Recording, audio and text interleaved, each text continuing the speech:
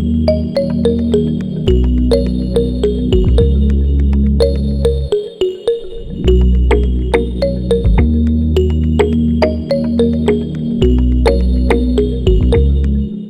¿qué tal a todos? ¿Cómo están? Muy buenas tardes.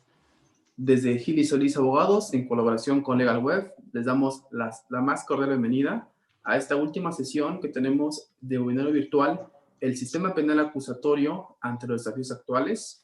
Ha sido una jornada bastante exitosa, considerámoslo así, en virtud de que hemos tenido unos excelentes ponentes, hemos hablado de diferentes temas en materia legal penal muy relevantes y vaya que hemos aprendido bastante.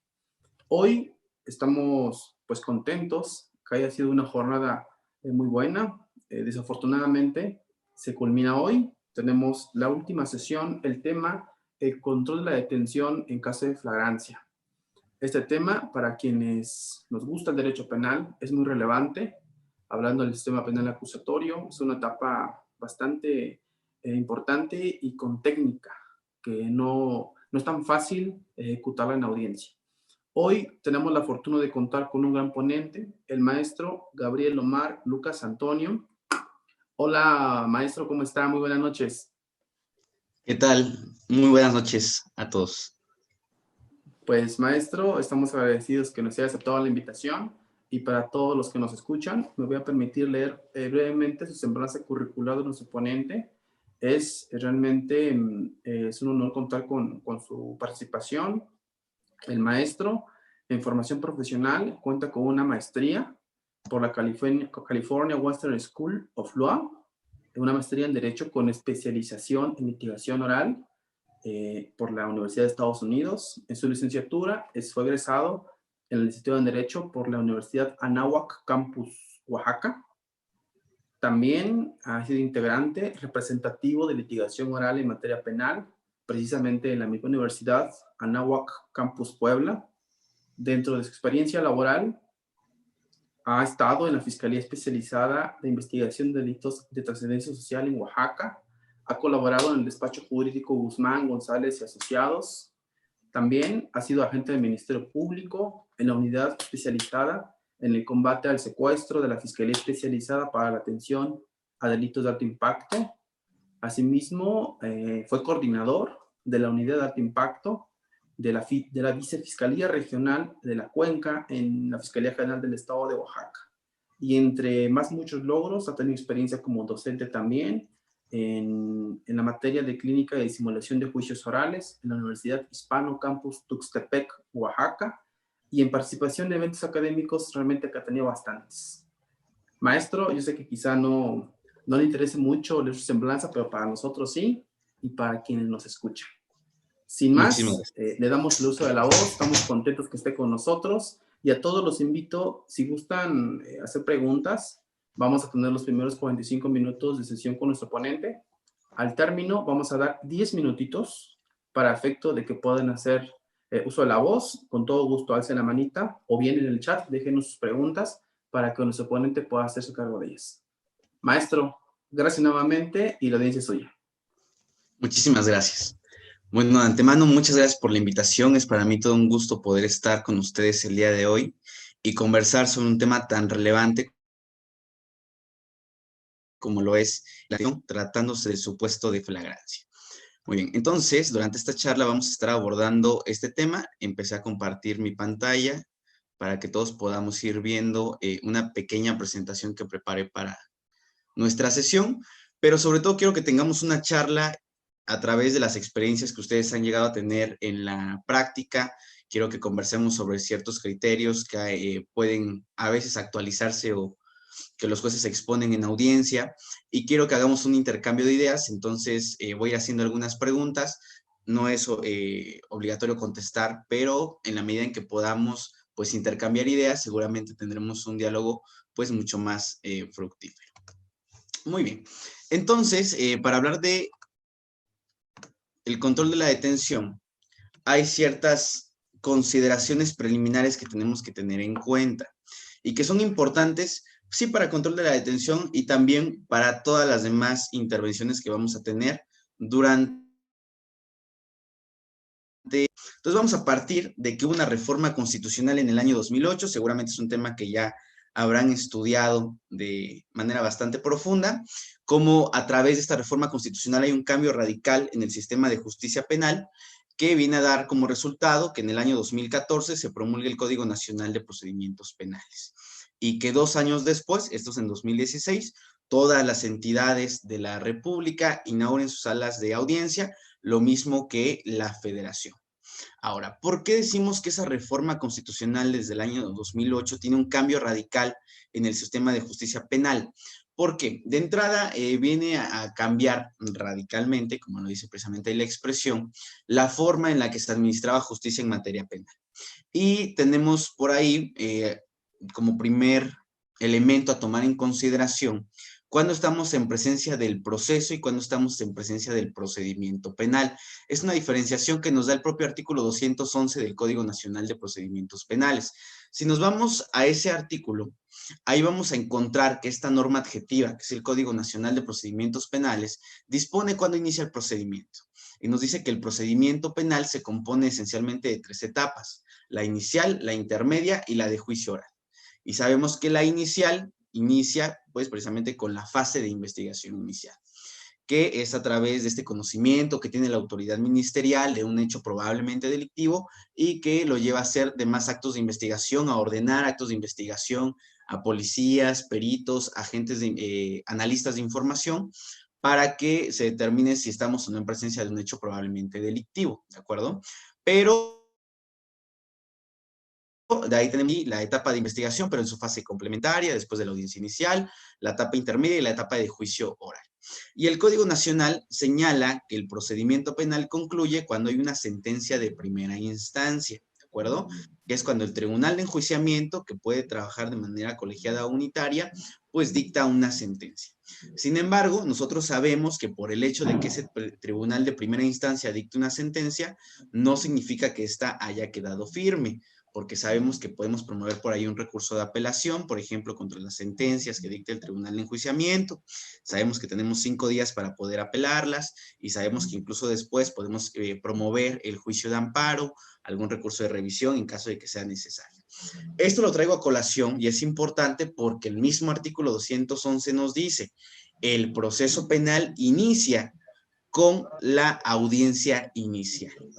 Y sabemos que la audiencia inicial pues tiene lugar después de esta etapa de investigación inicial, después de que se lleva un control de detención, todo lo que ahorita vamos a hablar de lo que se discute en una audiencia inicial. Y concluye el proceso penal, dice, cuando hay una sentencia firme. ¿Ok? Entonces ahí podemos entender una primera diferenciación. ¿En dónde encontramos la audiencia de control de la detención? Proceso penal, porque el proceso penal inicia ¿con qué? Con la audiencia inicial. ¿Y cuál es el primer tópico que solemos abordar en la audiencia inicial? El control de la detención. ¿Y por qué digo que solemos iniciar con control de la detención? Porque nuestra propia normatividad, el propio Código Nacional de Procedimientos Penales, señala que vamos a analizar el control de la detención solamente en los casos de flagrancia. Es decir, cuando se ejecuta una orden de aprehensión, este mandamiento de captura que libra un juez de control, o cuando estamos, por ejemplo, en ese supuesto, perdón, es necesario hacer un control de la detención o esta audiencia, la respuesta es que no. Incluso ya hay una jurisprudencia de la Suprema Corte de Justicia de la Nación, donde señala que este control de la detención del cual habla el artículo 308 del Código Nacional de Procedimientos Penales, solamente se hará cuando estemos en la detención por flagrancia. ¿Por qué no cuando estamos por orden de aprehensión? En la práctica sí nos encontramos jueces, sobre todo antes de la tesis de jurisprudencia, que explicaban que a su parecer era importante hacer la ejecución de la orden de aprehensión solamente para garantizar que no haya una vulneración al derecho, a ningún derecho fundamental de la persona detenida. Sin embargo, la normativa, el Código Nacional de Procedimientos Penales sí es claro en señalar que cuando se está solamente en la detención en flagrancia es que vamos a entrar a esa audiencia. Si no, si es por la ejecución de una orden de aprehensión, se comenzará desde la comunicación de la imputación. Sin perjuicio, por cierto, y esto es muy importante señalarlo, de que la defensa sí pueda plantear incidentalmente la violación a derechos humanos. Pero esa va a ser la excepción, sería por regla general. Entonces, en caso de una ejecución de orden de aprehensión, no habría entonces que hacer el control de la detención. salvo que la defensa quisiera plantear alguna vulneración de derechos humanos. ¿Por qué? Es la pregunta. ¿Por qué se decide esto en la Corte? Bueno, porque señala que precisamente cuando ya hubo una orden de aprehensión, un juez de control, que es un juez de primera instancia que libra la orden de aprehensión después de una audiencia privada con el Ministerio Público, pues señala que en ese caso, entonces ya hubo este control judicial previo, ya un juez determinó que era probable que se estaba cometiendo un delito, que era probable que una persona lo haya cometido y que existía la necesidad de la cautela y que al satisfacer esos requisitos se libraba la orden de aprehensión. De ahí que si ya hubo ese control judicial previo, no habría entonces la necesidad de volver a hacerse control cuando ya haya sido ejecutada la orden de aprehensión. Sin embargo, subrayo esto. Por regla general, entonces, no hacemos control de la detención en caso de, de cumplimiento de orden de aprehensión, salvo que el defensor decida plantear alguna incidencia por violación a derechos humanos durante la detención. Muy bien. ¿Cuál es otra consideración que tenemos que tener en cuenta? Tenemos que tener en cuenta cuáles son los principios que rigen el proceso penal, que están ahí en el artículo 4 del Código Nacional de Procedimientos Penales: publicidad, contradicción, concentración, continuidad e inmediación.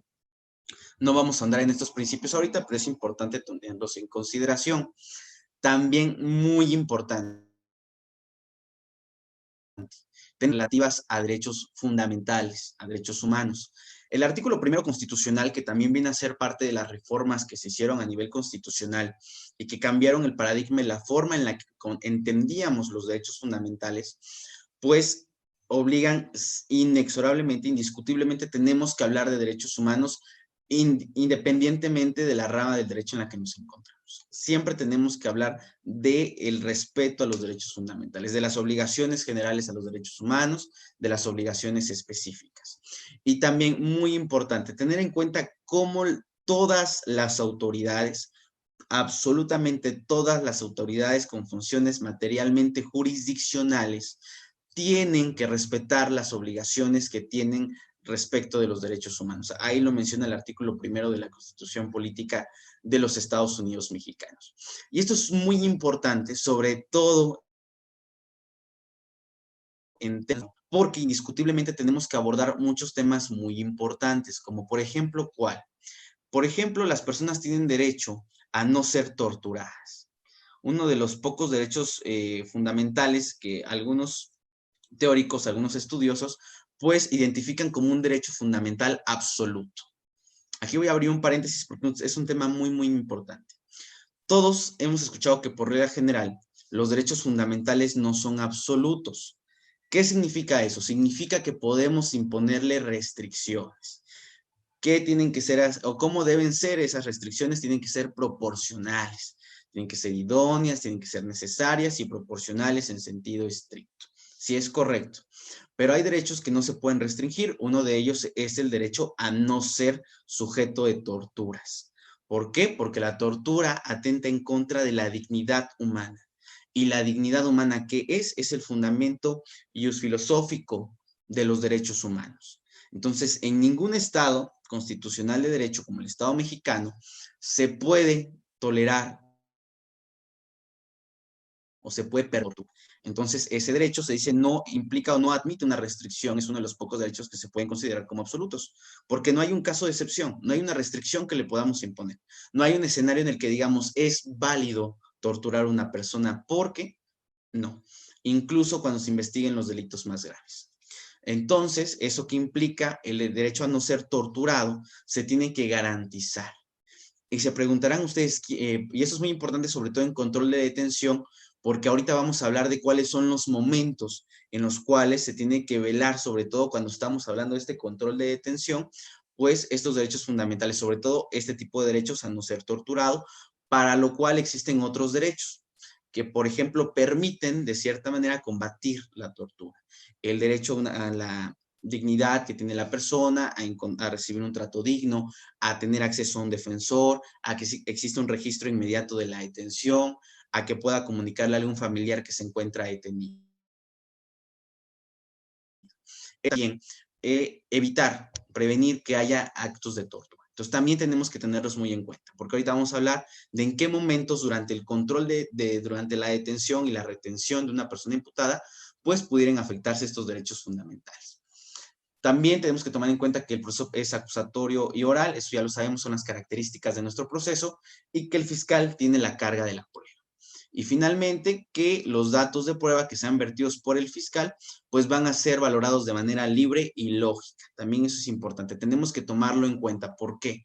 Porque cuando hablemos ya de la explicación, esa exposición que vamos a hacerle al juez de control, siendo fiscales o siendo defensas, para hablar de que el control de la detención, para pedirle al juez de control que califique de legal la detención o que no lo haga si somos defensa, pues eso, para hacer eso vamos a hacer una exposición de los hechos de la detención, de los datos de prueba que sustentan esa detención y de los argumentos ya netamente jurídicos que nos van a permitir que la detención fue legal si somos defensa porque esa detención no fue legal. ¿De acuerdo? Entonces, teniendo esto en cuenta, pasemos ahora a hablar del momento en momento o de la detención en caso de flagrancia. ¿Y cuáles son los elementos que tenemos que tomar en cuenta? Ahora, primero, ¿dónde dice que podemos hacer una detención en flagrancia? Y esto es muy importante, porque ¿qué es una detención? Es una restricción a un derecho fundamental. Sí, claro, es una restricción provisional, pero lo cierto es que es una restricción. ¿Por qué? Porque todos tenemos un derecho a la libertad de ambulatoria. Todos podemos desplazarnos dentro del territorio mexicano sin ser sujeto de alguna violación a un derecho fundamental. Ahora, ese mismo derecho pues forma parte del bloque de regularidad constitucional, que sabemos que es un bloque que se compone por derechos de fuente nacional y de fuente internacional, que de acuerdo a la propia Suprema Corte de Justicia de la Nación, cuando resolvía esa contradicción de tesis 293-2011, nos decía, bueno, los derechos de fuente nacional e internacional se encuentran al mismo nivel, pero si existe una restricción a un derecho fundamental, tenemos que estar a lo que dice la Constitución. La de tesis, el criterio sigue vigente. Evidentemente, por eso, pues tenemos que también respetar lo que dice el bloque de regularidad constitucional y particularmente la norma constitucional. Ahora, el artículo 16, párrafo quinto de la Constitución nos da una primera noción de la flagrancia. Y dice, cualquier persona, y vamos a subrayar aquí esto, cualquier persona puede detener al indiciado en el momento en que esté cometiendo un delito o inmediatamente después de haberlo cometido, poniéndolo sin demora, también voy a subrayar esto, sin demora, a disposición de la autoridad más cercana, y esta con la misma prontitud a la del Ministerio Público. Y señala este mismo artículo 16, párrafo quinto, existirá un registro inmediato de la detención. La norma adjetiva, el Código Nacional de Procedimientos Penales, también señala cuáles son los supuestos bajo los cuales se puede detener una persona en el caso de flagrancia. Y dice, se podrá detener a una persona sin orden judicial en caso de flagrancia. Se entiende que hay flagrancia cuando, fracción primera, la persona es detenida en el momento de estar cometiendo un delito. Esto es muy importante. La teoría ha denominado a este supuesto flagrancia pura, porque la persona es detenida, como decimos coloquialmente, con las manos en la masa. Pero vienen otros supuestos. Fracción segunda. Inmediatamente después de cometerlo es detenida. ¿En virtud de qué? Inciso A, es sorprendida real e interrumpidamente. O inciso B, cuando la persona sea señalada por la víctima u ofendido, algún testigo presencial de los hechos o quien hubiera intervenido en ella en la comisión del delito. Y cuando tenga en su poder objetos productos del delito o se encuentre con información o indicios que hagan presumir fundadamente que intervino en el mismo.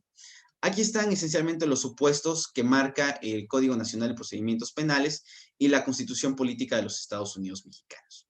Entonces aquí vamos a empezar ya a tener una charla más de ejemplos. Quiero que tengamos, voy a ir compartiendo con ustedes algunos datos y que vayamos compartiendo cuáles son las ideas, las posturas que tenemos para poder sustentar si una detención es legal o no es legal. Entonces les voy a pedir que tengan, imaginen por favor, los siguientes elementos. Pero previo a eso, por favor, vamos a considerar algunos aspectos relevantes. Primero, ya dijimos que cualquier persona puede realizar una detención, pero tiene que ponerla sin demora a disposición de la autoridad más próxima y esta con la misma pronta en público. También ya subrayamos que debe existir un registro inmediato de la detención. También tenemos que precisar esto. Se debe justificar razonablemente el tiempo requerido para poner a disposición de la autoridad competente a una persona, a la persona detenida. Y, por supuesto, que deben respetarse los derechos humanos de la persona detenida en todo momento, ¿de acuerdo? Entonces, voy a compartir un ejemplo. Les voy a hacer algunas preguntas, por favor. No se preocupen, si existe algún dato que tengamos que complementar, lo complementamos. El punto aquí nada más es ir construyendo los elementos de esta exposición que vamos a hacer. Quiero que imaginen, por favor, que existe una comunidad retirada del centro. Vamos a ubicarnos, vamos a imaginar que estamos donde yo me encuentro ahorita, en la ciudad de Oaxaca de Juárez. Imaginen que hay algún pueblo, alguna comunidad que se encuentra retirada de la zona. Vamos a decir, por ejemplo, Tlacolula. Y vamos a suponer que en Tlacolula no existe un agente del ministerio. Hacemos esto, estamos en Tlacolula y en Tlacolula no existe un agente del ministerio público. Entonces el ministerio público que tiene que conocer de ahí es el ministerio público que se encuentra en Oaxaca de Juárez, y el tiempo para trasladarse aproximadamente vamos a imaginar que es de 1 hora y 30 minutos, ¿de acuerdo? Entonces vamos a imaginar también que a las 11:30 de la noche del día 21 de diciembre del año 2020, el síndico municipal de esa comunidad recibe la noticia de que al interior de un domicilio particular se cometió un delito. Y va a decir, vamos a imaginar que es un delito de homicidio.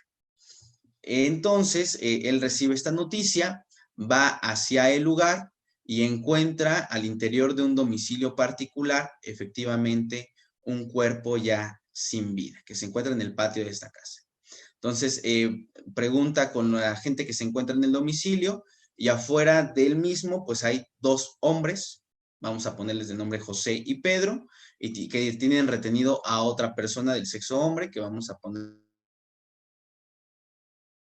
por favor. Estaban pasando por la calle cuando vieron como Roberto, la persona que tenían ahí asegurada, pues estaba discutiendo con una persona, que vieron cómo sacó de su cinturón una pistola y le disparó a esta persona, que nada más logró entrar a la casa y vieron cómo se cayó. Y que por eso lo detuvieron y le pidieron a alguien que avisara a este policía, que avisara, perdón, al síndico, para que él fuera y pues interviniera como autoridad. Entonces el síndico en ese momento, al escuchar esa información, al verificar que existe efectivamente un cuerpo que ya se encuentra sin vida, pues señala que va a retener a esta persona, Roberto, y pide que se marque a la fiscalía para que pueda intervenir. Entonces, de aquí hasta dónde vamos. ¿A quién le parecería que estamos o que efectivamente hubo una detención en flagrancia?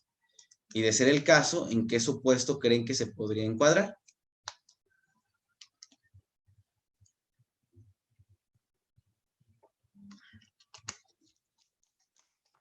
Adelante, con toda confianza. Vamos a ir platicando sobre esto. Es muy Bueno, ¿puedo comentar? Sí, perdón. Bueno, Sí, ¿sí me escucha? Sí, la escuchamos perfecto. Hola, buenas noches, soy Laura Reyes. Es que me daría la opción de que busquen en internet algún adaptador o algo. Laura, muy bien. Sí. Díganos usted, ¿qué opina? ¿Hubo una detención en flagrancia? Que aquí nos basamos en el artículo 146 del Código Nacional de Procedimientos Penales, en el inciso B, cuando la persona sea señalada por la víctima o ofendido o algún testigo, porque por lo que nos narró, hay 2 testigos que ven que disparan, es lo que yo entendí. Sí, sí, sí. Pero ¿sí? Entonces, a su parecer, Laura, ¿quién realizaría la detención? ¿La realizaría el síndico municipal o la detención ya fue realizada desde antes? Ay. Pues la realizaron los testigos, pero yo creo que las autoridades que lleguen en este momento, no sé, sería la policía municipal o cómo se maneje la policía en ese estado. Correcto. Muy bien, es muy importante esto, porque tenemos que diferenciar efectivamente cuál fue el momento de la detención. ¿Habría algún problema en señalar que fue Pedro y que fue José las personas que hicieron la detención? Lo cierto es que no. Vamos a repasar ese artículo 16 de la Constitución. Dice, cualquier persona puede tener al indiciado, o sea, cualquier persona. Y vi que disparó y por eso lo detuvimos en ese momento porque vimos que la persona cayó. Entonces, ahí ya está la detención, la hicieron José y Pedro. Ellos van a entregar inmediatamente a la autoridad más próxima, que va a ser el síndico, que van a ser los policías que llegaron. Y ellos van a tener la obligación de llevar a esta persona ante la gente del Ministerio Público, nos dice, con la misma prontitud. ¿De acuerdo? Entonces, ahí no hay ningún problema, vamos bien. ¿Por qué? Porque la detención la hicieron las dos personas, José y Pedro. Ellos lo hicieron al momento, incluso podríamos analizar por ahí si la persona fue detenida en el momento de estar cometiendo un delito. Algunos, estoy seguro que algunos ministerios públicos y algunos jueces dirían que sí, porque vieron que disparó y lo tuvieron en ese momento, estaba cometiendo el delito. Y algunos más dirán, para mí es la fracción segunda, e inmediatamente después de cometerlo, es detenida en virtud de que fue sorprendida cometiendo el delito y fue perseguida material ininterrumpidamente. Podría ser otro criterio que se pueda llegar a sustentar, pero yo me quedaría más con la fracción primera. La persona es detenida al momento de estar cometiendo un delito. Pero vamos a analizar algo más, por favor, Laura. Ahora le voy a pedir que tenga, por cierto, lo siguiente. Lo detuvieron, vamos a tener, por cierto, que la detención, recordemos que el síndico recibió la noticia a las 11:30 de la noche del 21 de diciembre. Vamos a suponer que el síndico municipal se comunica con la fiscalía, pero hay mal clima. Hay mal clima y dice, ¿sabes qué? Ahorita solamente tengo un vehículo como autoridad. No puedo llevarte al detenido a Oaxaca de Juárez, a tus oficinas de allá, porque tengo un vehículo y tengo que estar moviendo todo lo relativo al cuerpo de esta persona, del sujeto pasivo, y además no tengo suficientes elementos para trasladarlo a la ciudad de Oaxaca de Juárez. Entonces vamos a esperar a que llegue fiscal. Vamos a suponer que para esto ya son las 7 de la mañana del 22 de diciembre. Aguas aquí la detención, recordemos que vamos a ponerle que fue aproximadamente a las 23:50 horas del 21 de diciembre, ¿de acuerdo? Vamos a ver, 23:50 horas, que serían las 11 de la noche con 50 minutos. Y ya estamos en las 7 de la mañana del día 22 de diciembre. Y la autoridad dice, bueno, no tenía ayer vehículo y además estaba lloviendo, no había condiciones. Por eso me tardé en traerte a la persona detenida, pero salí de ahí a las 7 de la mañana en puntito. Y llegué a las 9 de la mañana aquí donde están las oficinas de la Fiscalía y procedí a elaborar el informe policial homologado y te pongo a disposición entonces a esta persona a las 11 de la mañana con 30 minutos.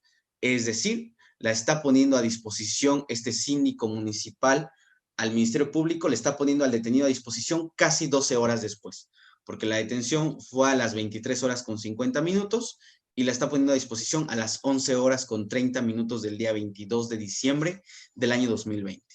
¿Les parecería a ustedes, hasta ahí como lo vamos explicando, que se está cumpliendo esta obligación que marca la Constitución y que nos dice cualquier persona puede tener al iniciar al momento de estar cometiendo un delito o inmediatamente después de haberlo cometido, poniéndolo sin demora a disposición de la autoridad más cercana y esta con la misma prontitud a la del Ministerio Público?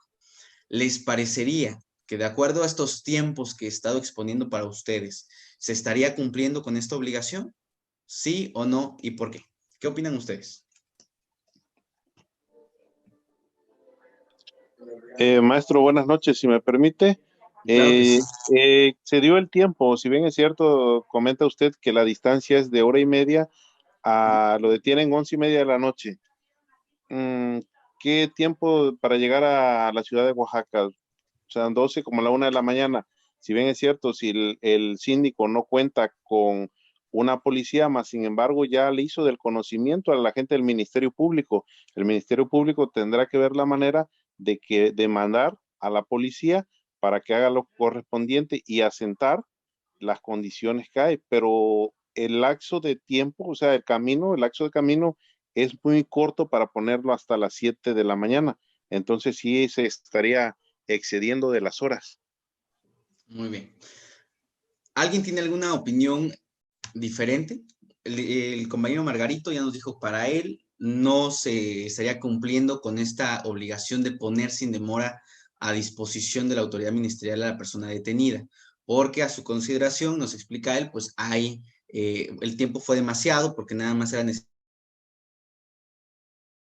necesario 1 hora y el Ministerio Público, él a lo mejor tuvo que enviar a elementos bajo su mando para que fueran por esta persona detenida. Esa es la postura del compañero Margarito. Dice, por tanto, entonces no se está cumpliendo con este requisito que marca la ley. ¿Alguien tendría o tiene alguna opinión diferente que diga si se justifica ese tiempo o si es razonable? aquí es muy importante subrayar algo. El artículo 147 del Código Nacional de Procedimientos Penales viene a complementar lo que dice el artículo 146 y señala que una persona que es detenida debe ser inmediatamente puesta a disposición de la autoridad más cercana y esta con la misma prontitud ante el agente del Ministerio Público. Y en este concepto de inmediatamente es donde usualmente tenemos la discusión en audiencias. ¿Por qué? Porque la propia Corte ha señalado que no es posible, y esto es muy importante, no es posible establecer una regla que permita señalar lo que es inmediatamente es 1 hora. Son 2 horas, ha hecho la Corte, porque ese lapso de tiempo entre la detención y la puesta a disposición está supeditada a las particularidades del caso. Es decir, solamente estando o viendo las particularidades de esa detención, de cómo fue trasladado esos tiempos, pues vamos a determinar si se cumplió o no con la obligación. De ahí la importancia de justificar razonablemente el tiempo para poner a disposición de una persona detenida.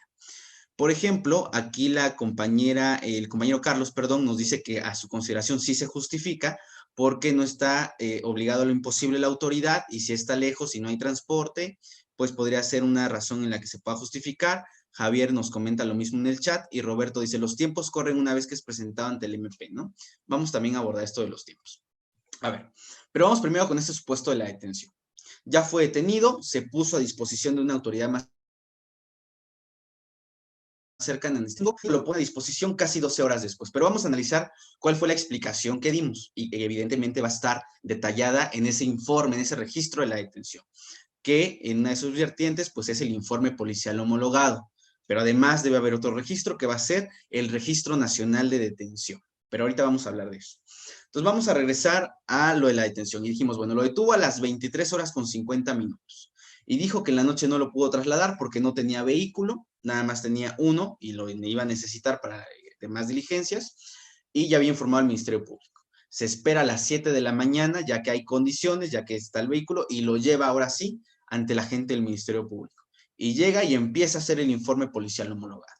Y ya que lo termina, entrega al detenido, incluso por supuesto podemos poner ahí que lo lleva a certificar médicamente para ver si tiene lesiones o no, que es algo también muy importante, porque esta también es una obligación para garantizar que no hayan actos de tortura, algunos otros actos crueles, denigrantes en contra de la persona detenida durante su detención. ¿Por qué? Porque el fiscal, el Estado es el que tiene la carga del que tenemos que tomar en cuenta.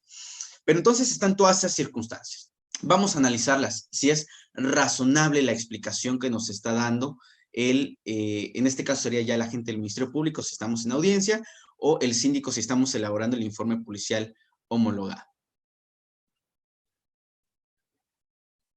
Muy bien, aquí nada más para ir todos al corriente. Javier nos cuenta por qué el MP dará cuenta, el por qué a esa hora. Carlos dice, la cuestión es que sea de manera continua, o sea, no se tienen a resolver algo más. José Luis nos dice que a su consideración no se justifica por el tiempo y su argumentación, ya que se considera una detención ilegal. Y nos dice, no es razonable por el lugar, la distancia, el tiempo transcurrido, porque por ello viola el artículo 16 constitucional. También otro compañero dice que para él no es razonable por el lugar, la distancia, el tiempo transcurrido y que viola el artículo 16 constitucional. Bueno, aquí realmente depende del cómo se justifica el momento a momento. Si yo asiento todas esas situaciones de detención, no se contaban con condiciones, incluso podríamos decir cuestiones de seguridad, porque la autoridad no sería razonable también pedirle que haga el traslado de una persona detenida si no tiene un vehículo para hacerlo, y evidentemente también es exigible que cumpla con otras obligaciones, como lo es resguardar el lugar de intervención del lugar de los hechos, como lo es precisamente hacer la entrega-recepción de este lugar de intervención, esperar a que lleguen los elementos de la Agencia Estatal de Investigaciones. De ahí señala, bueno, ya cuando tuve condiciones me trasladé a la ciudad para poner a disposición, lo fui a certificar médicamente, incluso el detenido no tiene lesiones externas, no presenta signos de violencia física.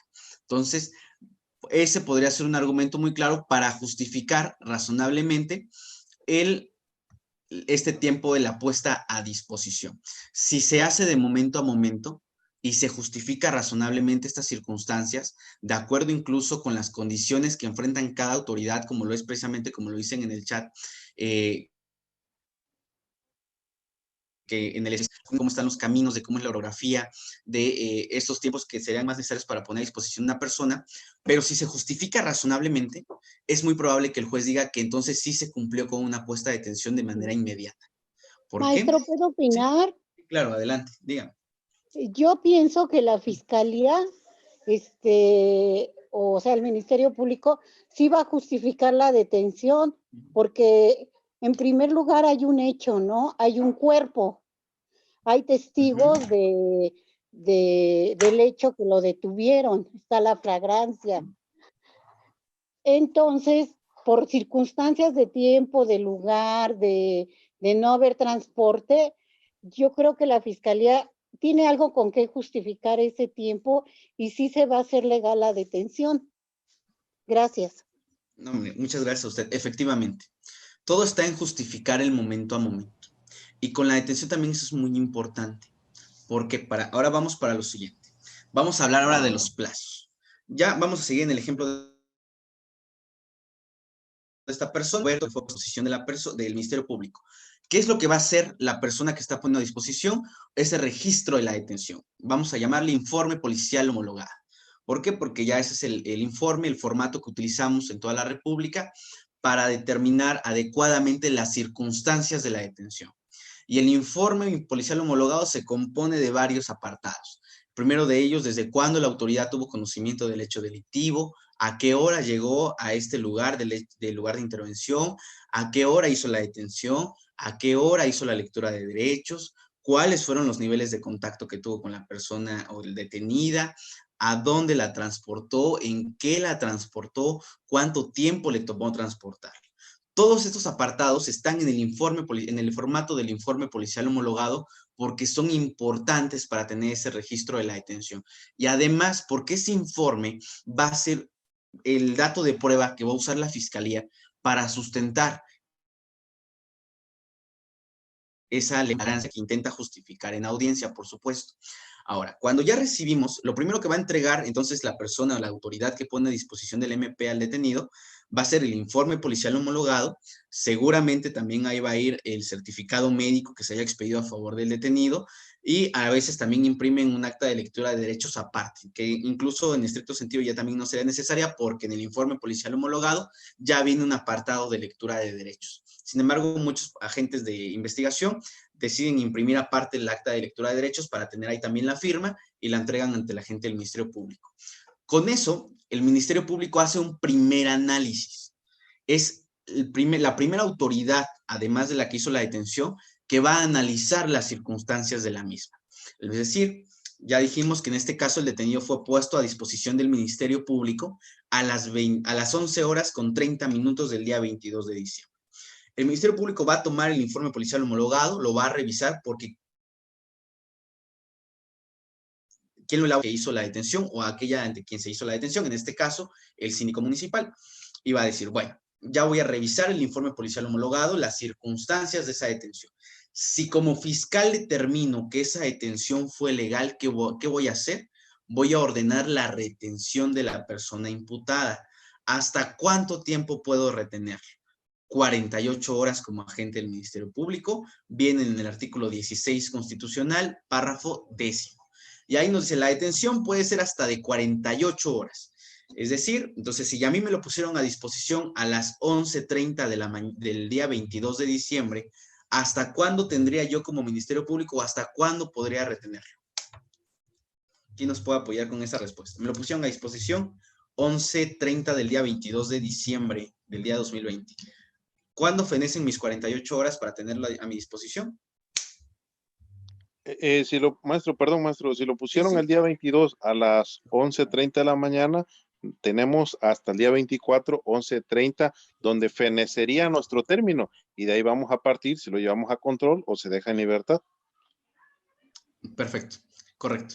Entonces tenemos esas 48 horas y esas 48 horas, como decían o preguntaban hace rato en el chat, ¿a partir de qué momento se empiezan a computar?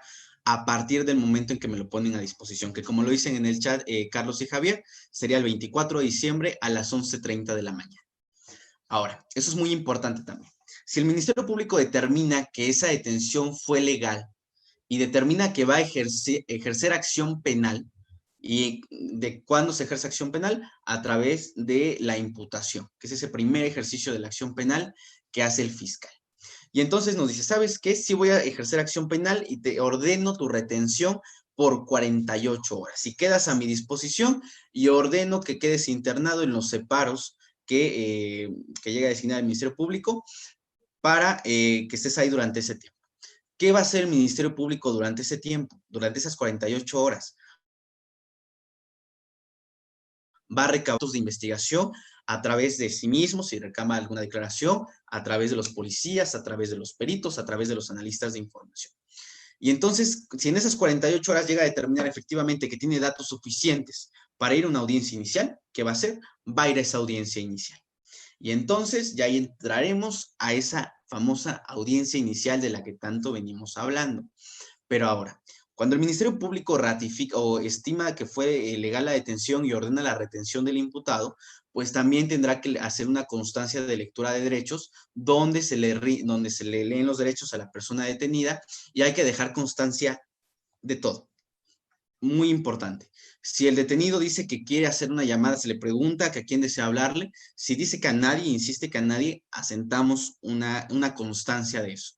Que el imputado está diciendo que no es su deseo hablar y que no la firma. Si sí va a hablar, hay que hacerle la constancia de que le estamos garantizando los derechos. O sea, absolutamente de todo. ¿Por qué? Porque ¿quién tiene la carga de la prueba de tortura que no se violaron derechos humanos? El Estado.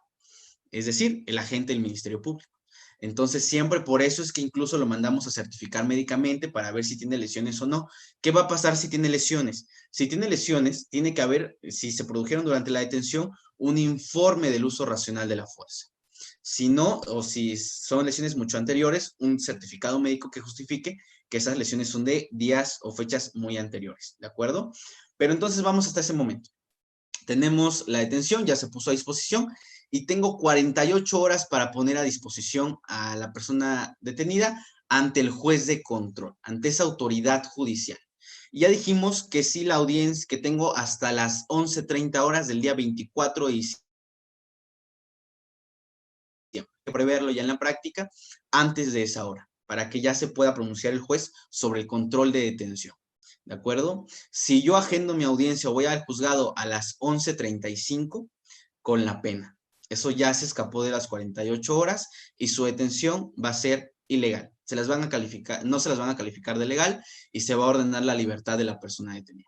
Entonces, siempre es muy importante tener en cuenta los tiempos y la comunicación con el juzgado de control, ¿de acuerdo? Entonces, evidentemente, durante ese tiempo ya dijimos que recabamos varios datos de prueba. Ahora sí, ¿qué vamos a hacer? Vamos a irnos a esa audiencia, vamos a abrir la misma, va a estar el juez de control, va a individualizar a las partes. Y como fiscal, ¿qué tengo que hacer? Tengo que preparar mi exposición para pedirle al juez que califique de legal la detención. Entonces entramos a audiencia y el juez le va a decir, fiscal, le doy el uso de la voz para que exponga lo relativo a la detención del señor Roberto Sánchez. Entonces nosotros iniciamos con nuestra comunicación. ¿Qué es lo que tenemos que hacer? Estoy seguro que han escuchado hablar muchas veces de teoría del caso y cómo se compone de tres partes, la parte fáctica, la parte probatoria y la parte jurídica. El control de la detención se compone exactamente de lo mismo. O sea, tenemos que hacer una exposición de los mismos tres elementos. Primero, por supuesto, yo como fiscal, ya si soy fiscal, si es el caso, leo el informe policial homologado y hago un proceso de abstracción y tengo mis hechos, mis proposiciones fácticas de acuerdo a la detención. Y ahí voy a hacer la exposición de los hechos. Evidentemente vamos a iniciar la petición pidiéndole al juez que califique legal la detención con fundamento en el artículo 16, párrafo 5º, 146 y 147 del Código Nacional de Procedimientos Penales, ¿no? Al hacer una detención en el supuesto de flagrancia. Y vamos a iniciar que el día 21 de diciembre, aproximadamente a las 11:30 horas, el síndico municipal del pueblo de Tlacula de Matamoros, de nombre tal, recibió una llamada de tal número donde reportaban que una persona había sido privada de la vida por arma de fuego, que siendo aproximadamente las 23:50 minutos, arribó al lugar sin vida y 2 personas que se identificaron como José y Pedro, que tenían ya detenido una persona de nombre Roberto Sánchez, a quien identificaron como la persona que disparó el arma de fuego, que siendo esa hora la persona fue detenida. Que al arribar el síndico aproximadamente a las 23 horas con 51 minutos, la persona detenida le fue entregada a la autoridad más próxima al síndico, quien lo resguardó al interior de las oficinas tales hasta las 7 de la mañana, debido a que no contaba con vehículo necesario para poder trasladar al detenido hasta las oficinas de la Fiscalía, y además porque también fue necesario para resguardar el lugar de intervención de los hechos, etc. Que haciendo aproximadamente las 7 de la mañana, una vez que existían condiciones de seguridad para hacer la detención de la persona imputada y se contaba con el vehículo necesario para ello, fue trasladado hasta la ciudad de Oaxaca de Juárez, llevando en el transporte o tomando aproximadamente 2 horas arribar a la ciudad por las condiciones climatológicas que imperaban ese día, como lo era siendo las 11 horas con 30 minutos, y tras realizar el informe policial homologado, pues el señor Roberto Sánchez fue puesto a disposición del agente del Ministerio Público, quien después de verificar las condiciones de la detención, siendo aproximadamente las 12 horas con 10 minutos de ese día, ordenó la retención de la persona imputada. ¿De acuerdo? Y durante ese tiempo, ahí sí hubo alguna particularidad de que se respetaron sus derechos, etcétera, es válido ponerlo. También podemos señalar que se hizo, por ejemplo, el Registro Nacional de Detención, obteniendo el número de folio que haya arrojado el sistema y que seguramente va a estar en su informe policial homologado. Que después de ser ordenada su retención, fue mandado a valorar o ser certificado médicamente que se hayan encontrado lesiones recientes. Y que siendo las 10 horas del día 24 de diciembre, se puso a disposición del juzgado de control al detenido para que se resolviera sobre su situación jurídica. En esa parte, cuando hacemos la exposición de los hechos de nuestra detención, que los hacemos a través del informe policial homologado, momentos, o sea, lo que nos interesa en control de detención son las horas. No estamos ahí para pelear por qué Roberto le disparó, si efectivamente hay elementos suficientes para determinar que él disparó. No es momento para hablar acerca de cuál fue exactamente la causa de la muerte. ¿Por qué? Porque eso va a ser la materia de litis, de vinculación a proceso y previamente de comunicación de imputación. Estamos en control de detención. Aquí lo importante son nada más las condiciones de la detención y el momento a momento de que lo que ha pasado con esta persona detenida, en este caso con Roberto, hasta el momento en que fue puesto a disposición de la autoridad ministerial y de la autoridad judicial. Es muy importante entonces ahí hablar de las horas. Por eso en mi exposición decía que siendo las 23 horas con 30 minutos se recibió tal información, que siendo las 23:50 fue la detención, que a tal hora se trasladó, que les llevó tanto tiempo de camino y que pusieron a disposición a esta hora. ¿Por qué?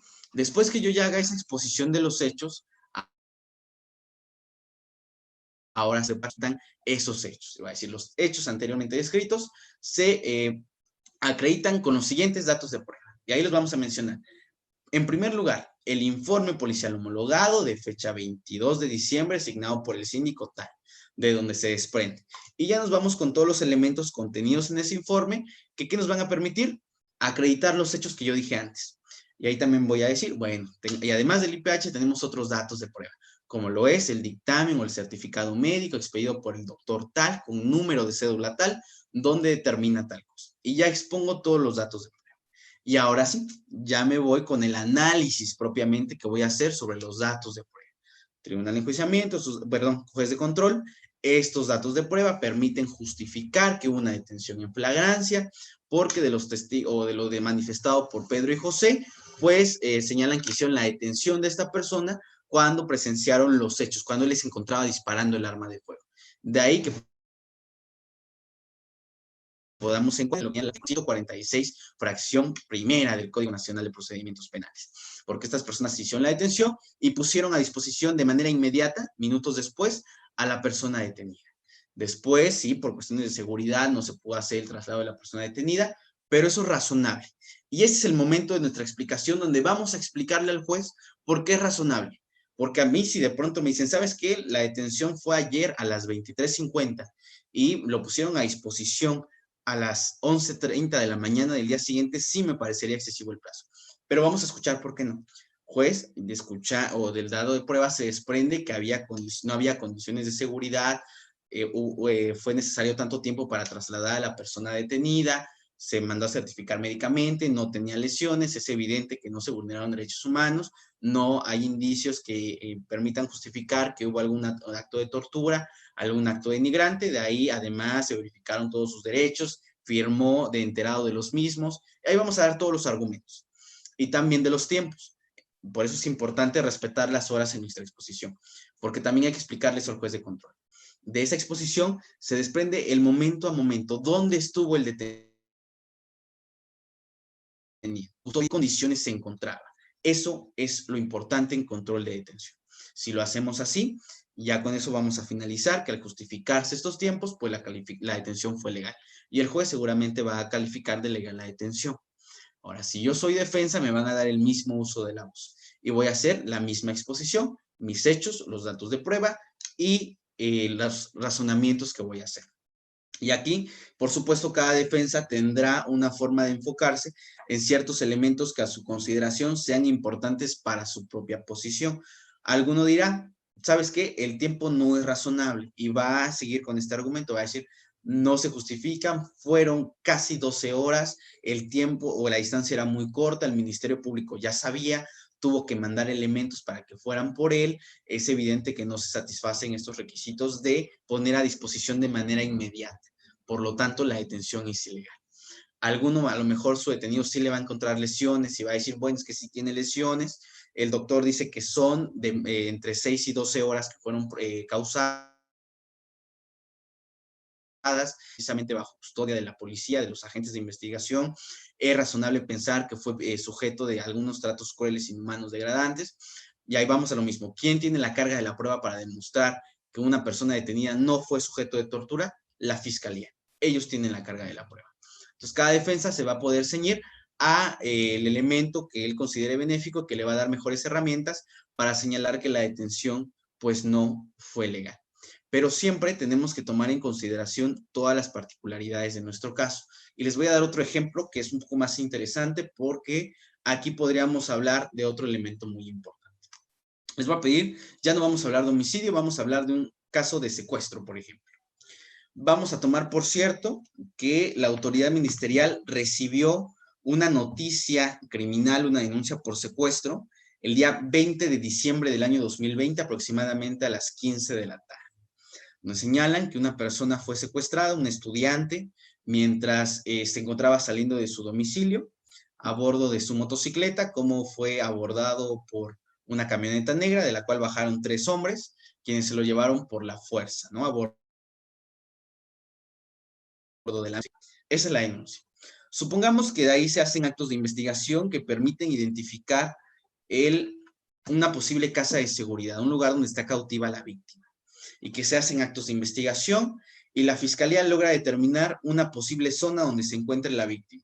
Y además de esto, logra, de alguna llamada, logró por ahí de obtener información que le permitió precisamente ubicar la zona de interés.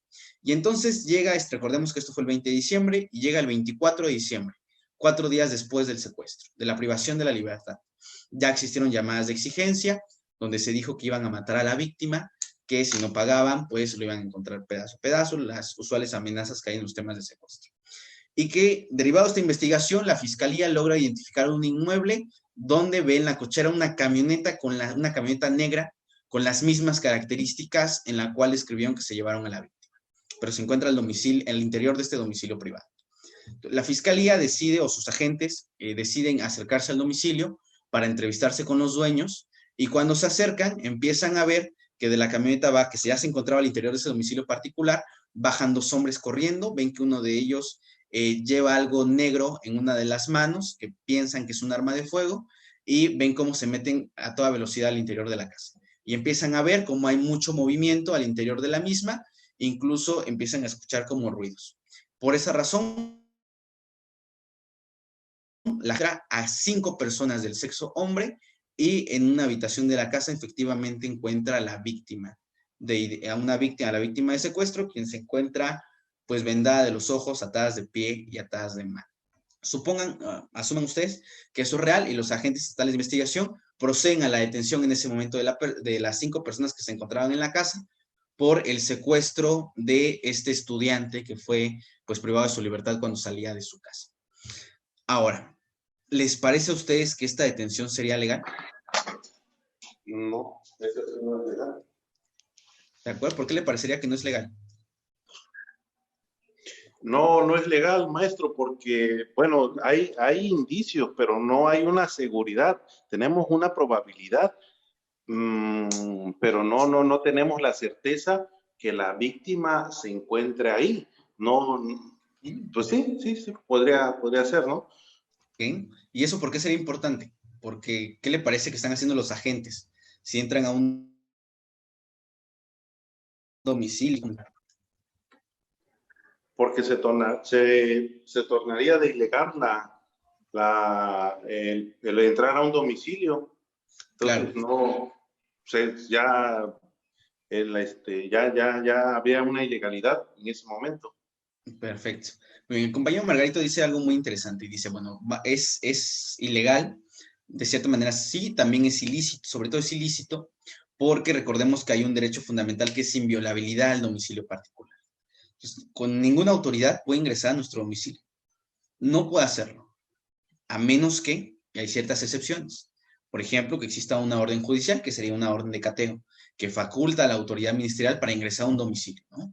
Buscando a lo mejor indicios de algún hecho delictivo, buscando una persona a la quien se le va a ejecutar una orden de aprehensión. Pero tiene que haber un mandamiento judicial. Y esto es una consideración muy importante que tenemos que tener en cuenta, tanto fiscales como defensas. Ahora, él dice una primera impresión es que puede ser ilícita y sobre todo la detención va a ser ilegal. ¿Por qué? Porque ingresaron al domicilio sin contar con una orden judicial. Y esa es una primera postura, me parece muy adecuada. Sería una posible tesis porque para adversarial en la audiencia inicial, es decir, esa detención pues fue o se realizó violando derechos fundamentales. Y si no podemos entender que un acto se viole con derechos fundamentales, pues esta información el juez no la puede valorar para determinar si la detención fue legal. Por tanto, lo conducente es declararla ilegal y ordenar la libertad de la persona detenida. Es una primera postura, me parece muy bien. ¿Alguien opina diferente? ¿Alguien opina que esta detención, así como se las describí, sí fue legal? ¿Y por qué? Por supuesto. Maestro.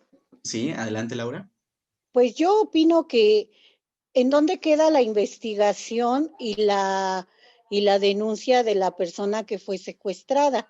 Hay una denuncia y hay una investigación. Entonces, yo digo que es legal, pero yo me pregunto, ¿por qué no hay una orden judicial? Gracias. Muchísimas gracias, Laura. Permítame hacerle una pregunta. ¿Y qué le contestaría usted al compañero Margarito? Supongo usted que es la defensa. Usted es la fiscal. Y la defensa le dijo, yo pido que no califiquen de legal la detención porque usted violó un derecho fundamental. Bueno, sus agentes, Ministerio Público, porque ingresaron a ese domicilio sin una orden de cateo. Por tanto, ese ingreso es ilícito. Yo le contestaría que es un caso urgente y que tengo a la víctima y tengo una denuncia. Eso le contestaría. ¿De acuerdo? Muy bien. ¿Me permite, maestro? Sí, adelante, por favor. Como fiscal, diría que no le asiste la razón a la defensa, toda vez que es cierto, si bien es cierto, tenemos una víctima y tenemos un caso de secuestro y en esa casa hay una probabilidad, pero no tenemos la certeza que sea la víctima. Entonces, si mando a mi policía y entra a la casa, se va a tornar de ilegal y todo el trabajo, más sin embargo, pues se puede, como Ministerio Público, tengo que hacer ciertas acciones que me dé una certeza jurídica que ahí están las personas y ya en su momento, pues hacer lo correspondiente.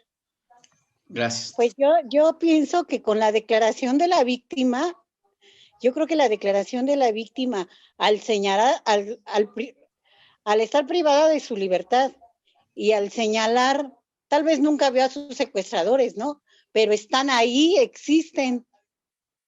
Ok, vamos a abordar este tema. Y es muy interesante cómo se aborda. Javier Martínez en el chat nos está diciendo no hay violación a derechos humanos. Si gusta y nos puede compartir su opinión por qué señala que no hay violación a derechos humanos, mientras vamos abordando este tema. los argumentos que escuchó hasta ahorita son buenos.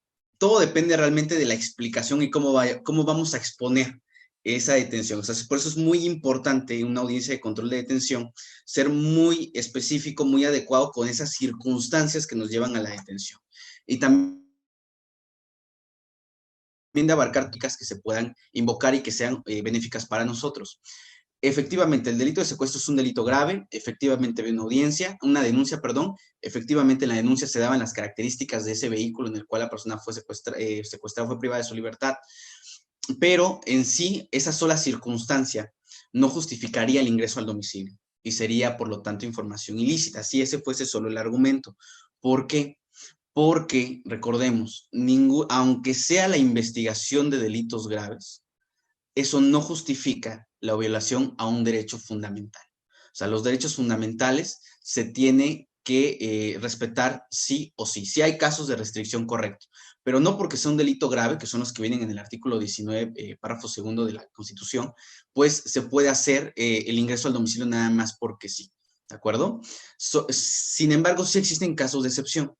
Si ustedes se van al Código Nacional de Procedimientos Penales, el artículo 290 señala casos de excepción en los cuales una autoridad puede ingresar sin una orden de cateo a un domicilio particular. Y vienen dos supuestos.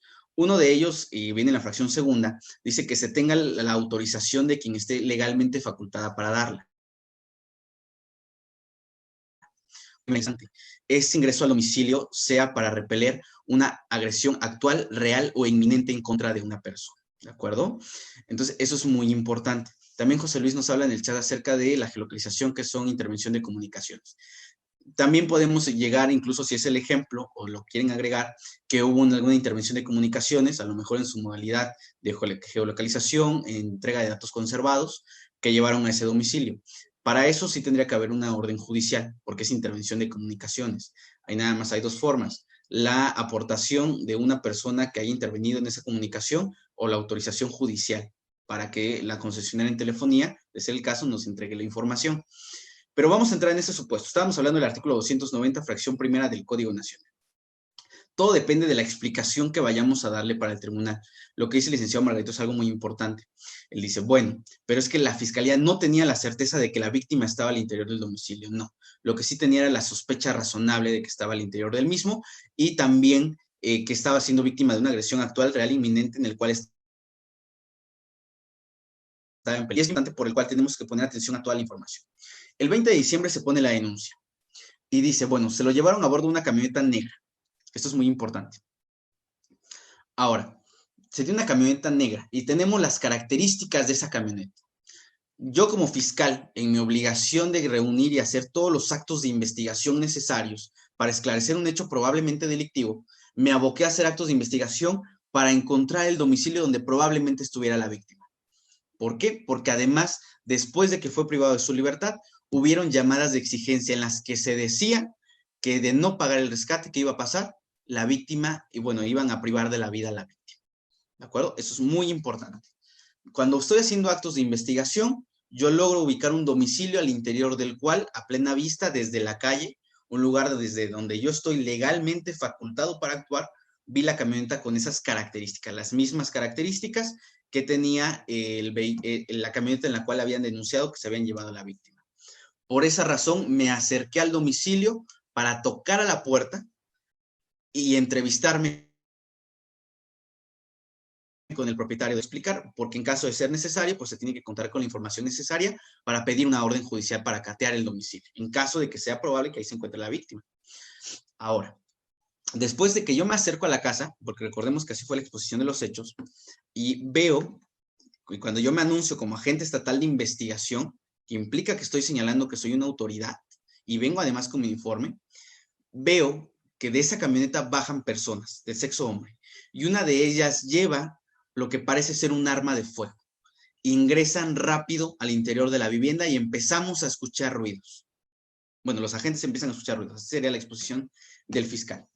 Bajo esa razón o bajo ese hilo de ideas, yo como agente estatal de investigaciones, que además son testigos que nos pueden dar su opinión, incluso si estamos en juicio oral desahogaríamos ese testimonio, sino que se asiente en el informe policial homologado, pero ante ese peligro probable que había de la víctima, esa agresión, además, porque mi experiencia como agente estatal de investigaciones, que ya están descubiertos si está la víctima, suelen privarlas de la vida, porque si no, pues van a declarar todo lo que saben. Supongamos que eso se asienta. Y esto es lo que dice el informe policial homologado. Por eso decidimos ingresar al domicilio aún sin orden judicial, porque era probable hasta ese momento que ahí se encontraba la víctima y había una agresión actual, real e inminente en su contra. Por eso ingresé, y cuando entro, lo que pasa es que verifico que la víctima se encuentra al interior, efectivamente se encuentra amordazada, efectivamente se encuentra atada de pies y manos, y efectivamente ahí se encontraba. Y procedo a la detención de esas personas, ¿de acuerdo? Y ahí entramos, es correcto, lo decimos, no había una orden de cateo. Lo que sí había eran estos indicios que eran razonables, y vemos cómo durante nuestra exposición empezamos a concatenarlos, y de esa exposición tiene mucho sentido, porque no sería razonable pedirle a un agente que dijimos, bueno, si usted tenía esa sospecha razonable de que ahí estaba la víctima y de que probablemente la iban a matar, entonces sí, espérese, y vamos a esperar entonces a que usted tome sus fotografías para que le pida al fiscal que vaya a pedir el cateo, para que le agende la audiencia, para que se desahogue la audiencia, para que le den una resolución y ahora sí venga con... ¿no? Eso no sería razonable. ¿Por qué? Porque este sistema, o sea, está diseñado y es para, precisamente por la víctima, está en peligro la vida de la víctima. Y de esa manera justificamos sin ningún problema la detención. ¿De acuerdo? Entonces, vamos a ver los comentarios aquí del chat antes, para escuchar sus opiniones antes de seguir avanzando. Por aquí nos dice Carlos, la ocupación del domicilio se puede justificar si en él se encuentra una víctima de secuestro. No quiere decir que sean los secuestradores. Ahí también vamos a analizar esto, el que sean o no los secuestradores, lo vamos a discutir sobre todo en vinculación a proceso. Bueno, primero, la probabilidad de que hayan sido las personas que hayan cometido el delito de secuestro. Y vamos a decir personas que cometieron el delito de secuestro, porque también recordemos que todo nuestro sistema de proceso penal está diseñado para la reinserción de la persona. Entonces, también en eso, como autoridades, tenemos que tener mucho cuidado, porque de cierta manera, al decir el homicida, el secuestrador, estamos poniendo trabas a la reinserción social de la persona que cometió un delito. Incluso ahorita en los centros de reinserción hablamos de PPLs, usualmente, personas privadas de la libertad, no de los secuestradores o los delincuentes, porque eso de cajón o de fondo implica estigmatizarlos y eso impediría su reinserción social. Entonces recordemos que sobre todo este tema del litis, sobre si es probable que hayan cometido el delito o no, y en audiencia de juicio oral si lo cometieron o no, más allá de toda duda razonable,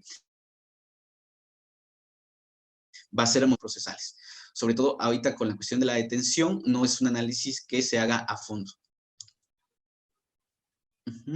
Y José Luis nos dice, la vida de la persona está en riesgo específico en su privación ilegal de la libertad. Aparte, exactamente, ese es lo que vamos a justificar de que si había una agresión actual real. Correcto, es lo que nos está poniendo Miguel en el chat, que viene en el artículo 290 que les había comentado. Entonces, ¿a qué conclusión llegamos? Llegamos a que para tener buenos resultados en nuestra audiencia de control de detención, ¿qué es lo que primero que vamos a identificar bien? ¿Cuáles van a ser nuestros hechos de la detención? Es muy importante cómo exponemos esos hechos. Si a mi exposición yo le quitara muchas cosas, como por ejemplo, si digo al inicio, ¿sabes qué? Hubo una denuncia y dijeron que se lo llevaron en una camioneta con estas características. Pero de mi exposición no digo que los agentes al hacer esa inspección en la zona vieron un vehículo con las mismas características, probablemente no vaya a tener buenos resultados por una deficiencia en mi exposición. A lo mejor sí está en el IPH y qué bueno, pero si no lo digo en audiencia no va a contar, porque recordemos que el juez de control no tiene la carpeta de investigación. Solamente las partes son las que vertimos el contenido de la misma de acuerdo a nuestras intervenciones. Ahorita hay una tesis aislada que salió apenas que dice que en caso de contradicción entre las partes de si un dato se encuentra o no en la carpeta de investigación, el juez de control puede pedirle a las partes la carpeta para ver si efectivamente viene o no ese dato. Pero eso es una tesis aislada, no es ahorita un criterio vinculante, y lo correcto es precisamente que las partes sean quienes vertamos los datos que necesitamos porque nosotros tenemos el control horizontal de la audiencia. Entonces, en conclusión, lo importante siempre el supuesto en el cual se hizo la detención. En este caso, en el caso del secuestro, es una detención en flagrancia, en la fracción primera. Fueron detenidos al momento de estar cometiendo un delito, porque el delito de secuestro es un delito permanente. Se consuma de momento a momento hasta en tanto la víctima sea liberada. Entonces, eso significa que al momento en el cual ingresaron al domicilio se estaba cometiendo el delito de secuestro y, por tanto, fue una detención de flagrancia en el supuesto de la fracción primera del artículo 146. Y, por supuesto, ya que identifico cuáles son esas circunstancias de la detención debidamente circunstanciadas, me voy con el informe policial homologado y con las figuras jurídicas aplicables. En este caso, por supuesto, si este caso fuera real y estaríamos en audiencias, como fiscal tendría por fuerza que hablar acerca de lo que dice el artículo 290 que amablemente nos puso el compañerito Miguel en el chat. ¿Por qué? Porque tendría que explicar que es un caso de excepción que prevé la misma normativa y en el cual ya no estamos ante una violación a un derecho fundamental, sino de una restricción. Se restringió el derecho y además era necesario. ¿Por qué? Incluso también el test de proporcionalidad podríamos analizarlo aquí. Porque tenemos bienes jurídicos. Por un lado tenemos la inviolabilidad del domicilio y por otro lado tenemos ¿qué? La vida, la libertad de la víctima de secuestro. Por eso, privilegiando esta vida, esta libertad, se restringió la inviolabilidad del domicilio particular por la que efectivamente ahí se encontraba la víctima. ¿Y cuál, si hacemos el ejercicio de ponderación, es el derecho que podría pesar más? Pues a la vida y a la libertad de la víctima. Y de esa manera, sin ningún problema, a través de esos análisis, seguramente un juez va a decir efectivamente se justifica el ingreso al domicilio, se encontró a la víctima, etcétera, y por tanto la detención es legal. Pero si yo no lo hago, si como fiscal no lo hago, pues con la pena, probablemente me vayan a calificar de ilegal esa detención. Una disculpa de antemano a todos los participantes, me excedí de mi tiempo, pero es un tema que es bastante complicado abordarlo de manera tan concreta. Incluso ahorita habría más temas que analizar por el Instituto Nacional de Detención, ¿de acuerdo? Pero ya estamos en cortos de tiempo. Nada más previo a ir cerrando, me gustaría preguntar a todos los compañeros que están con nosotros el día de hoy si existe alguna duda, alguna inquietud de lo que venimos platicando hasta ahorita para que con mucho gusto la abordemos. Maestro, vaya que fue una ponencia bastante interesante y muy productiva para todos nosotros. En lo personal, veo que hay gente que le interesa mucho el tema y realmente que usted tiene habilidad para exponerlo. Realmente estoy contento porque nos ha aceptado la invitación a participar en esa segunda edición de webinario con Legal Web. Y vaya que nos brindó mucho de su tiempo, además de que es tan amable de contestar las preguntas de nuestros participantes. Ahorita, si usted tiene tiempo, responder preguntas, adelante. Si no, usted nos indica, maestro. No, claro que sí. Si alguien tiene una duda, con muchísimo gusto la abordamos ahorita. Ok, pues adelante, quien quisiera participar, con confianza, puedo activar el micrófono y adelante. Perdón, maestro, nuevamente yo, Margarito. Oiga, nada más con lo que comentó al principio sobre el control de una persona cuando es detenida. Hace unos días una persona detenida por orden de aprehensión se llevó a control y se le expuso la tesis jurisprudencial en donde que ya no era necesario el calificar de legal la detención, toda vez de que ya había una tesis. Más sin embargo, la defensa no argumentó nada, más sin embargo, el juez lo hizo convencional. Entonces, ahí es donde me entra la duda, ¿está bien, está mal o es a criterio de cada juzgador? No, usualmente antes de la jurisprudencia yo sí entendería que fuera a criterio de cada juzgador, precisamente por eso se hacía. Muchos jueces decían, bueno, la ley me dice que nada más haga el control de detención en caso de flagrancia, pero previendo cualquier cosa, previendo que después en apelación vaya a haber tal cosa o en amparo, pues vamos a entrar al control de detención por cualquier cosa. Antes se entendía esto, pero ahorita ya está la jurisprudencia. Aquí la tengo, el número de registro IUS de esa jurisprudencia es 2.022.158. Se las voy a mandar al chat, nada más el registro IUS, para que lo puedan buscar, la puedan buscar. Ahí está en el chat. Y también les mando el rubro de la tesis. Dice, detención, control de su legalidad, no procede ejercerlo respecto de las órdenes de aprehensión. Y es una jurisprudencia de la primera sala de la Suprema Corte de Justicia de la Nación. La jurisprudencia, también ya les mandé ahí el rubro, es vinculatoria. Recordemos que la jurisprudencia es vinculante para los demás jueces, o sí, para el juez de control. Podría alegarse que se va a hacer un control de convencionalidad para justificar si se encuentra o no una violación a derecho fundamental, pero no le encuentro razón. Además, primero ya tenemos la jurisprudencia, que no sé qué vamos a hacer. Ahora, segundo, Cuando se libra una orden de aprehensión, ya hubo un análisis previo por un juez de control, quien determinó lo que les decía, que probablemente se cometió un delito, que probablemente la persona la cometió, y más importante, que existía la necesidad de la cautela.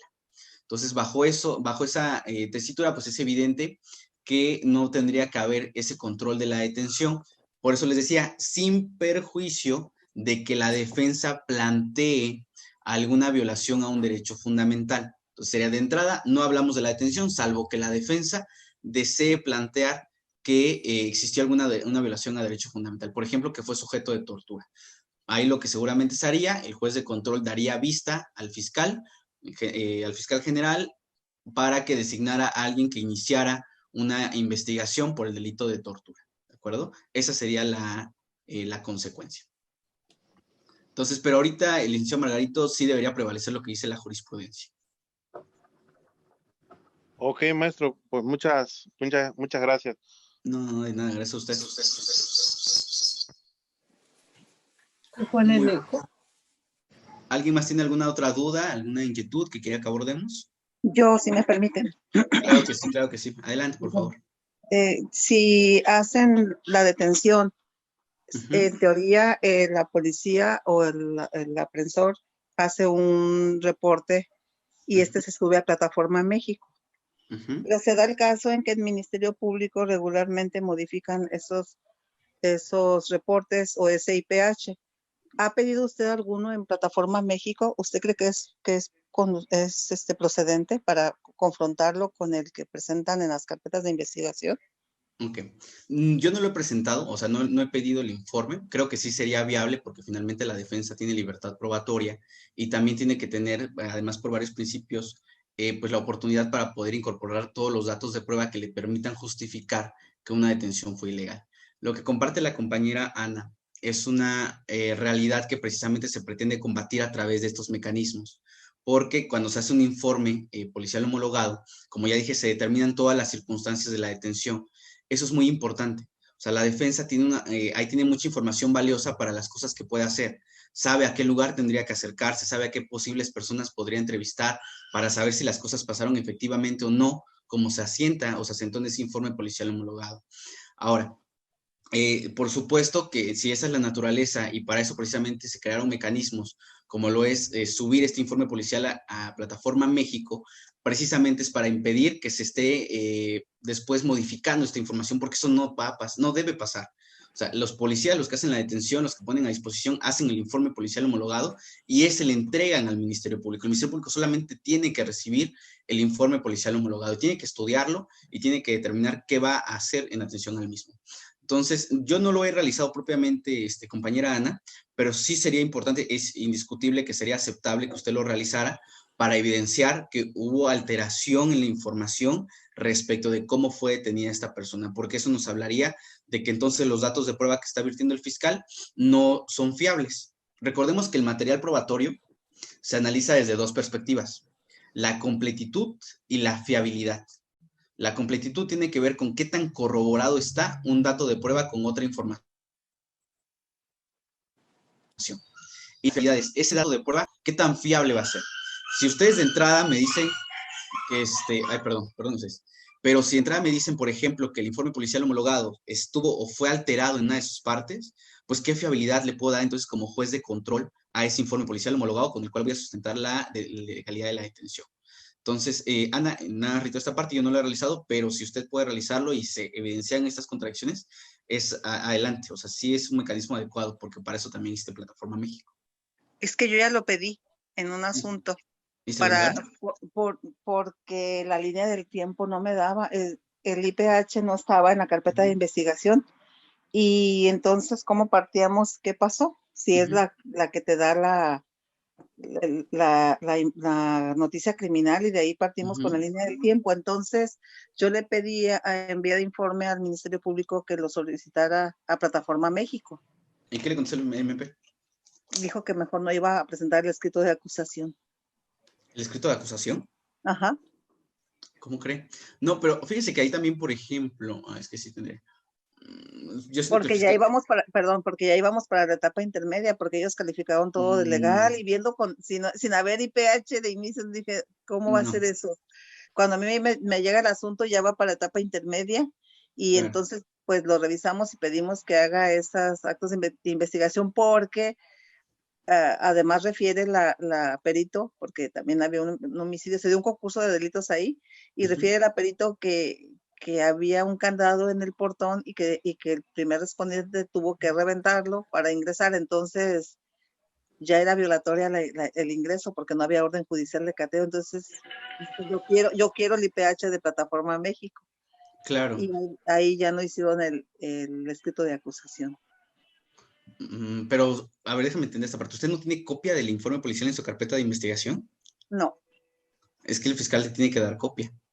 Pero no la tenía. Y yo entonces, es lo que le digo, ¿cómo hicieron la detención? ¿Cómo hicieron todo? Yo cuando tomo el asunto ya está para etapa intermedia. Claro. Pero Pues sí. ¿cómo, dado el tema que usted tan acertadamente está impartiéndonos, la luz que nos da, cómo pudieron llegar a esa etapa y cómo pudieron probar la detención sin el IPH?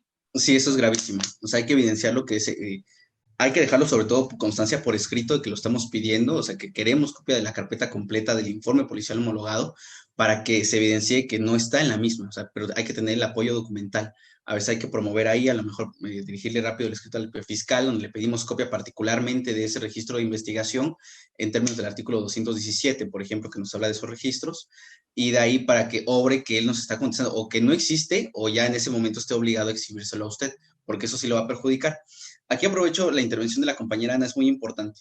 Muchas veces, a veces sucede que por X o Y razón, pasan con detenciones como legales que no deberían ser legales. ¿Por qué? Porque a lo mejor hubo una inactividad del defensor en esa audiencia inicial, alguna circunstancia, cierta información que se desconocía, por ejemplo.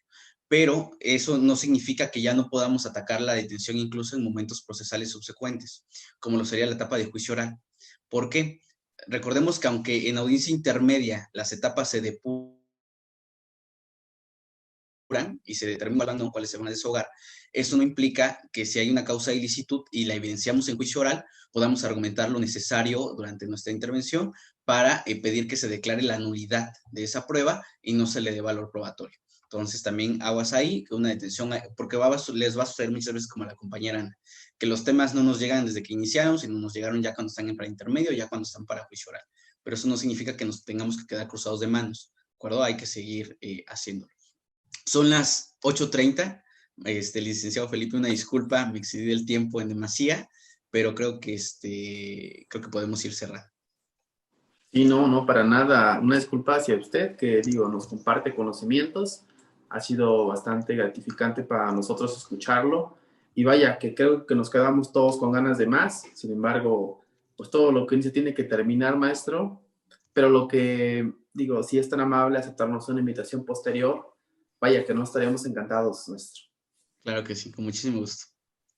A todos realmente también agradecemos su tiempo desde la parte del mundo en que se encuentran realmente estas plataformas y ante las condiciones pues actuales a nivel mundial nos han hecho unirnos quizá por estos medios tecnológicos que bueno, hemos tenido la fortuna de contar con gente de diferentes países. Ahorita veo caras nuevas, caras que han estado participando en los webinarios organizados por Legal Web y eso nos da gusto. Estamos contentos que hayan estado en esa sesión, que es la última ya del seminario. Ya tenemos 2 meses de estar juntos virtualmente y vaya maestro que con un cierre como este, pues nos vamos todavía más contentos para esperar el año nuevo. Muchas gracias. Maestro, ¿algo que quiera compartirnos para terminar la sesión? Pues, ¿qué les puedo decir? De antemano, reiterar mi agradecimiento por esta invitación. Es para mí un gusto poder estar con todos ustedes y poder conversar sobre esos temas que son tan emocionantes, sobre todo en la práctica. Y pues reiterar esto, siempre somos mejores litigantes en la medida en que nos preparamos mejor. Hay que seguir estudiando, hay que ahondar en todos los temas posibles, como penalistas, sobre todo en teoría del delito, razonamiento probatorio, perspectiva de género. Hay tantos temas de los cuales podemos estudiar. Lo importante es hacerlo. En la medida en que nos preparemos mejor, sin lugar a dudas vamos a ser mejores litigantes y vamos a poder aportar para construir un mejor sistema de justicia para todos. Muchísimas gracias y muchas gracias por el espacio, por la oportunidad para compartir sobre estos temas. Maestro, muchas gracias. Desde Quito, Ecuador, un saludo muy amable. Gracias. Muchas gracias. Igualmente un saludo hasta allá. Pues maestro, muchísimas gracias. Reiteramos el agradecimiento a nombre de todo el equipo de Legal Web. Estamos a sus órdenes. Dejo en el chat una liga para que quien quiera unirse al grupo de WhatsApp de Legal Web.